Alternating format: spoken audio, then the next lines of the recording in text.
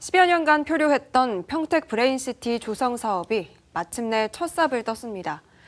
도내 일반 산업단지 중 최대 규모로 기대를 모으고 있는데 자세한 내용 경기 언론인 클럽 이재교 사무처장과 함께 이야기 나누겠습니다.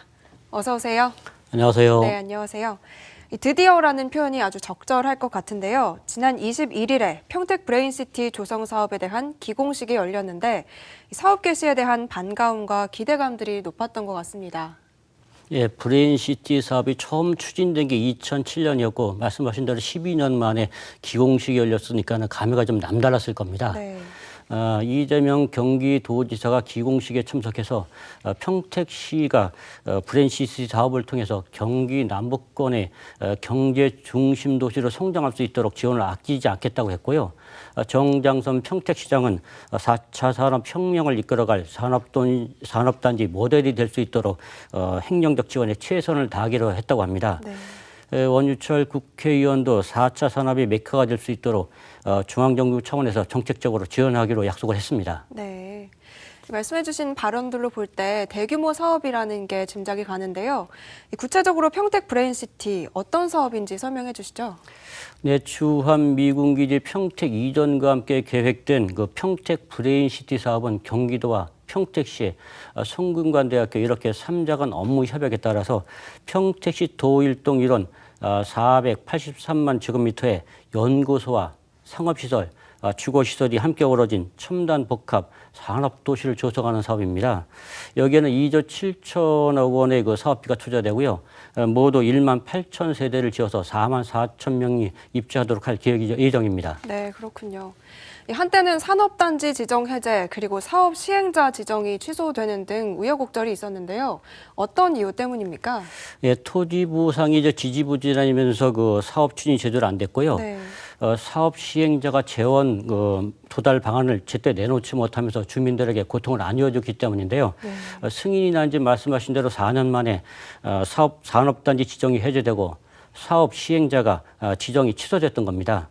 이후 과정을 좀 간략하게 좀 살펴보면 사업 시행자가 부당하다면서 행정소송을 제기한 데 대해서 재판부가 4가지 그 조정 공고를 내놨는데 경기도가 이 조정 공고를 받아들였고요. 네. 새롭게 변경된 시행자인 중흥건설이 이 조정 공고를 모두 이행하면서 개발 사업이 본계획에 들어선 겁니다. 네.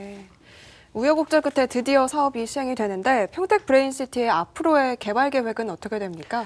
네, 오는 2021년 완공 예정인 이 브레인시티 사업은 2단계로 추진됩니다. 1단계는 평택도시공사가 4천억 원의 기체 발행을 통해서 전체 규모의 3분의 1 수준인 146만 제곱미터를 산업시설 용지로 개발하고요. 2단계는 중흥건설이 1조 1천억 원의 그 자본금을 투자해서 전체 부지 가운데 3분의 2 정도인 336만 제곱미터를 주거시설과 지원시설 용지로 개발한 겁니다. 네, 그렇군요. 그런데 사업의 핵심이었던 성균관대 유치가 백지화됐는데 사업이 일부 변경되는 건가요? 예, 지난해 7월이었습니다. 성균관대학교가 표면적으로는 경영난을 이유로 그 평택 캠퍼스 계획을 철회했습니다. 네. 이렇듯 가장 핵심 사업이 백지화되면서 평택시는 대학교 부지를 어떻게 활용할 것인지 활용 방안을 찾기 위한 용역에 곧바로 착수를 했고요. 네. 결과는 오는 7월쯤 나올 예정이라고 하는데요. 이 용역 결과가 나오면 일부 사업의 변경은 불가피할 전망입니다. 네. 이 대규모 사업인 만큼 지역 발전에도 크게 기여할 것으로 예상되고 있는데 기대 효과는 어느 정도로 예상하고 있습니까? 네. 경기도 내 일반 산업단지 가운데 조성 규모가 가장 큰데요. 7,800명 정도의 일자리 창출 효과가 발생되고요. 1조 3천여 원의 그 생산 유보 효과가 발생되면서 평택 지역 경제 활성화는 물론 균형적인 지역 개발이 가능해질 겁니다. 네. 사업 개시로 장밋빛 전망들이 쏟아지고 있는데 개발 사업에 대한 과제들도 남아있다고 합니다. 어떤 것들입니까? 예, 먼저 얼마 남지 않은 토지 보상을 잘 마무리해야 하고요. 네. 아주대학교 병원 건립과 의료복합 클러스터 조성 협약이 실행에 옮겨질 수 있도록 경기도와 잘 협의해서 도시계획을 변경해야 합니다. 그리고 무엇보다 성균관대학교 그 유치가 무산됨으로써 브레인시티 사업의 공공성이 상실됐다는 지적들이 나오고 있는데요. 오늘 7월에 나오는 용역 결과를 잘 활용해서 브레인시티 사업의 공공성을 살리는 게 가장 큰 과제라고 할 수 있습니다.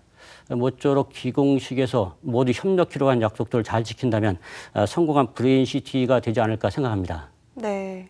어렵게 사업 시행이 된 만큼 정말 성공적으로 마무리됐으면 좋겠습니다. 뉴스 분석 여기까지 하겠습니다. 이재규 사무처장 수고하셨습니다.